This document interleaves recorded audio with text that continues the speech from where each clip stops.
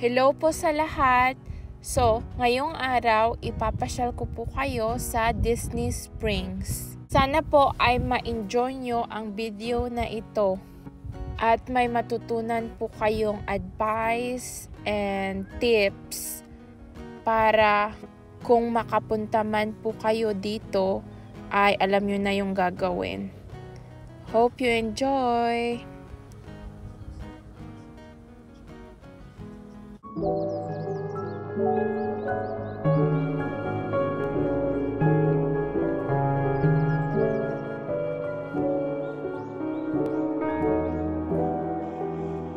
So first po, kung hindi nyo po alam kung ano po yung Disney Spring, located po ito sa Florida.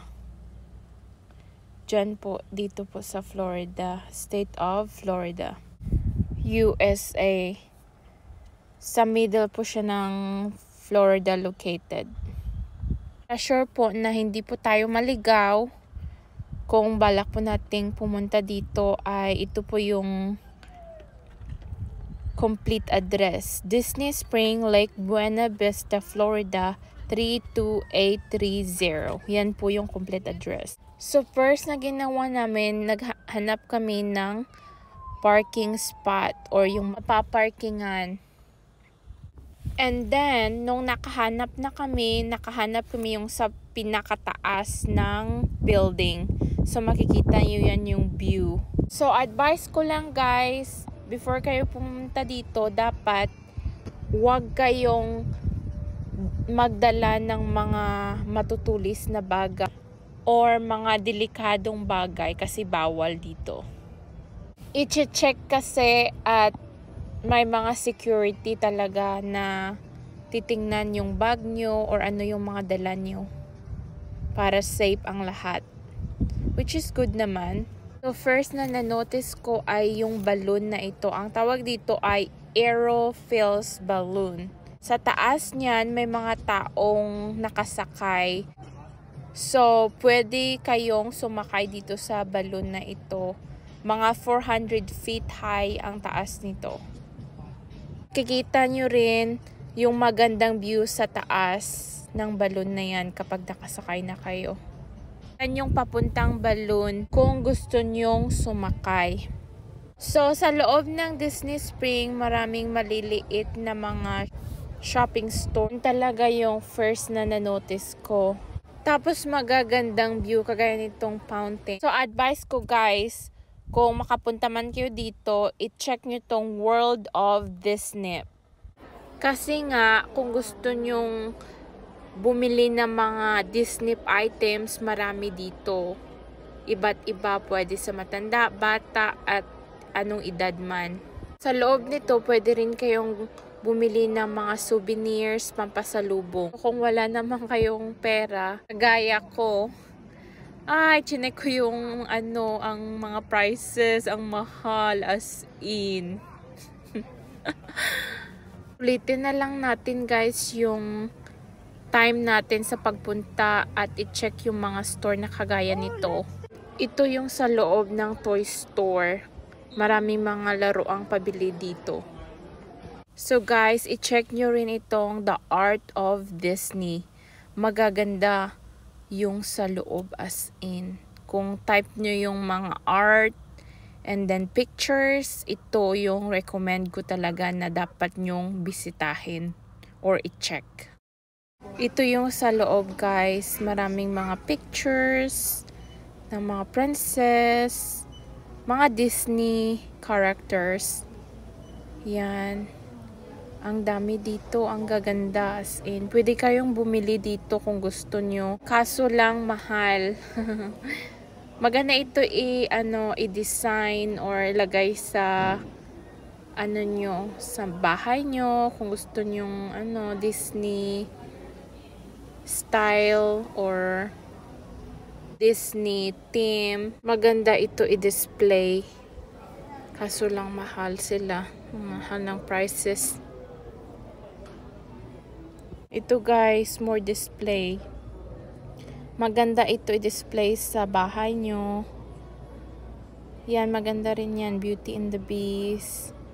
Sa klase-klase, maraming mga magagandang items dito. Mga art, basta klase-klase, ang dami. Mapapawaw ka talaga kapag nasa loob ka nito. May mga t-shirt din sila. Diba, ang dami. Ang daming pabili. Pera lang talaga yung kulang dito, guys. Ngayon, move on na tayo, guys, sa mga store kasi nga wala rin tayong pabili. Kasi nga ang mamahal, kaya mag-explore na lang tayo sa labas. Habang nasa labas kami, guys, napansin ko tong Rainforest. Kaya pinuntahan namin, guys, ang Rainforest Cafe. Maganda siya sa malapitan. Kaya chinek namin yung sa loob after sa labas. So guys, pagkapasok sa store or cafe, may bumungan sa amin. Ito ahas. Parang totoo siya, pero robot ito siya, guys. See? Naga-move. Sa loob ng cafe or restaurant kasi ito, guys, na yung team niya, Rainforest. So may mga animals dito at parang jungle siya, jungle forest. Habang kumakain kayo, ma-enjoy mo yung environment here.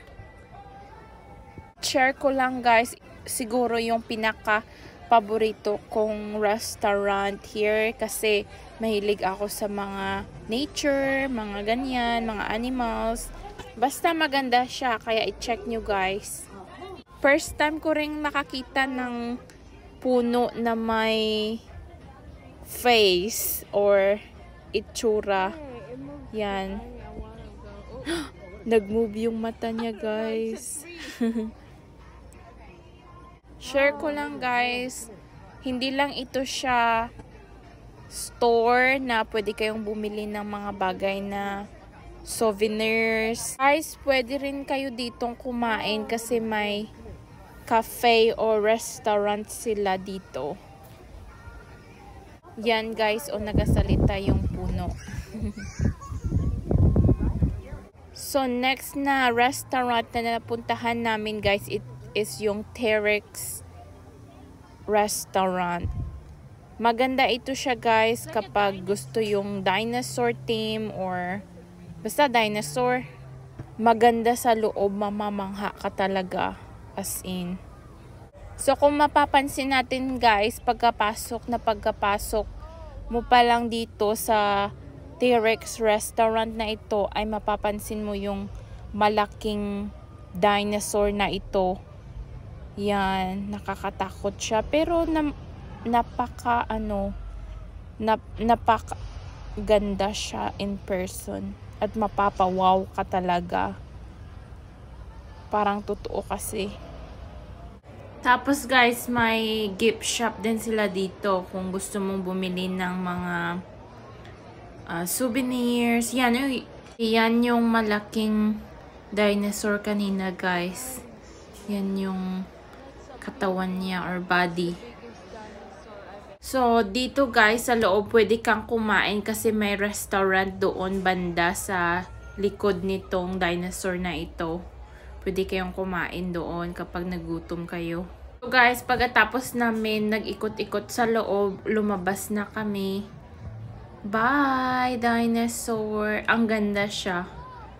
Parang tunay na dinosaur. So, pauwi na kami, guys, kasi nga gumagabi na. Pero before kami umuwi, nag-stop muna kami para panoorin itong sumasayaw, guys. See? Ang galing nila, guys. Wow. So, bago ko pala makalimutan, guys, ito, Lego ito siya, guys, na dragon.